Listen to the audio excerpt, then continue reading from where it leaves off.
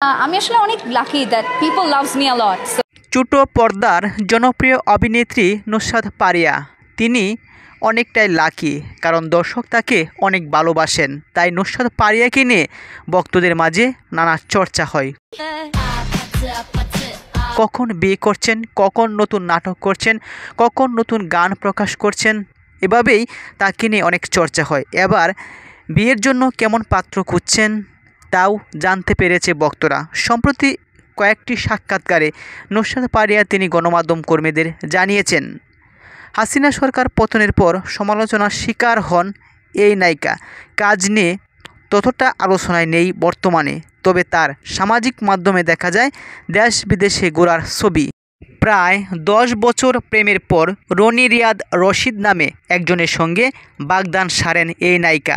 পারিবারিকভাবে তার সঙ্গে আংটি বদল করেন 2020 সালে। মন দেয়া হলেও বিয়েটা আর হয়নি তাদের।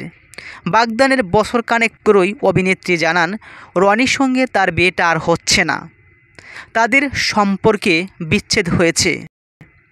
সম্প্রতি একটি সংবাদ মাধ্যমকে সাক্ষাৎকার দিয়েছেন অভিনেত্রী, যেখানে তার প্রাক্তন রনি প্রসঙ্গে কথা বলেন এই নায়িকা।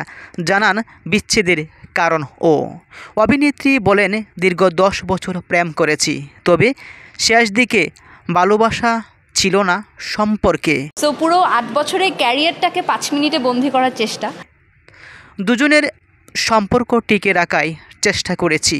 আমি ভালো আছি। তিনি নতুন জীবন শুরু করেছেন, এখন সুন্দর পরিবার নিয়ে তিনি আছেন। তবে নুসরাত ফারিয়া তিনি এখনও একাই। ভালোবাসার মানুষটির জন্য অপেক্ষা করেছিলেন।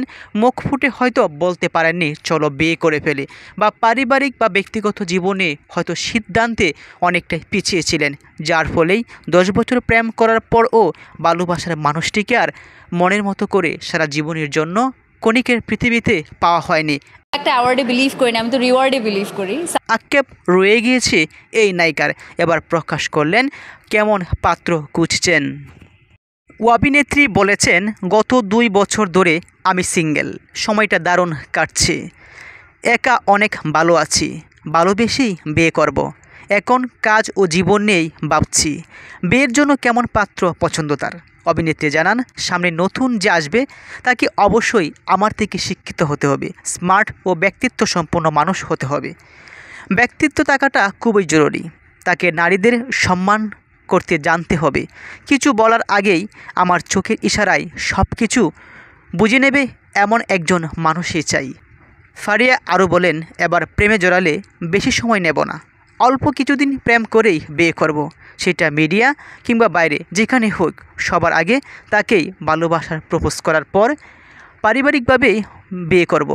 এর পূর্বে 10 বছর সম্পর্ক করেছেন, তাকে জেনেছেন, তিনিও রনিকে জেনেছেন। তবে জানাশোনার পরেই রনি তাকে ছেড়ে চলে গেছে। হয়তো কপালে লেখা ছিল না। তবে এবার আর 10 বছরের মতো দীর্ঘ প্রেম করতে চান না। প্রেম করবেন হুটহাট করেই, একটু জানাজানি পরেই বিয়ে করবেন এই নায়িকা।